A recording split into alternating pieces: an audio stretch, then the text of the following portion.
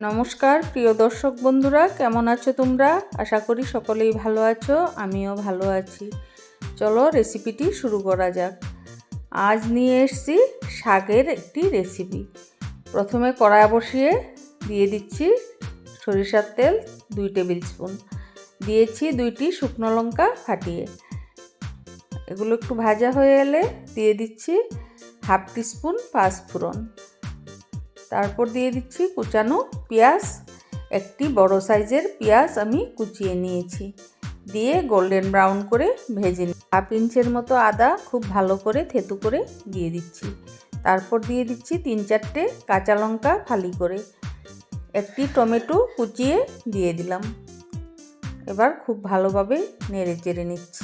টমেটোগুলোকে খুব ভালোভাবে নাড়িয়ে চাড়িয়ে মজিয়ে নিচ্ছি, যাতে কাঁচা গন্ধটা চলে যায় আর মজেও আসে। রেসিপিটি দেখার জন্য অনুরোধ রইল।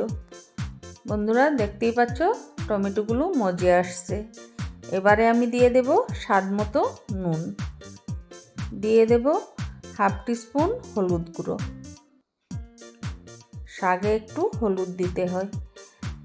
এবারে দিচ্ছি হাফ টিস্পুন জিরে গুঁড়ো। এগুলো ভাজা জিরে গুঁড়ো ছিল, সেটাই দিয়েছি।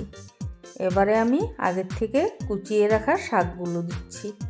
বন্ধুরা, এখানে 5 মিশালি শাক ছিল, ভেতু শাক, ডাঁটা শাক, তারপর নানান ধরনের শাক ছিল, একসাথে করে কুটে নিয়েছি।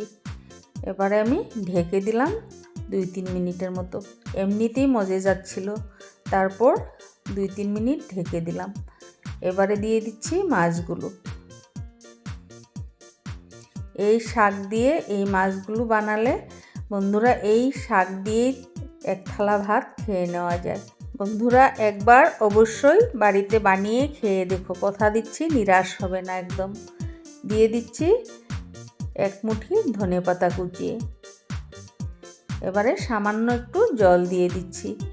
বন্ধুরা, এই শাকগুলোতে আরও বেশি ঝোল দেওয়া যেত, আমি এভাবেই বানালাম। ঝোল দিয়ে বানালেও খেতে দারুণ লাগে। দেখতেই পাচ্ছ মজে গিয়ে একটু হয়ে গিয়েছে একদম। এই শাকটা খেতে দারুণ হয় বন্ধুরা, এমনিতেও পেঁয়াজ রসুন দিয়ে বানালেও খেতে দুর্দান্ত হয়। বন্ধুরা, আমার রেসিপিটি তোমাদের ভালো লেগে থাকলে একটু লাইক, কমেন্ট এবং সাবস্ক্রাইব করে আমার পাশে থাকার অনুরোধ রইল। ফিরে আসবো নতুন নতুন রেসিপির সাথে। সবাই ভালো থেকো, সুস্থ থেকো, আর আমাকে অনেক অনেক সাপোর্ট করে এগিয়ে যেতে একটু সাহায্য করো। ধন্যবাদ।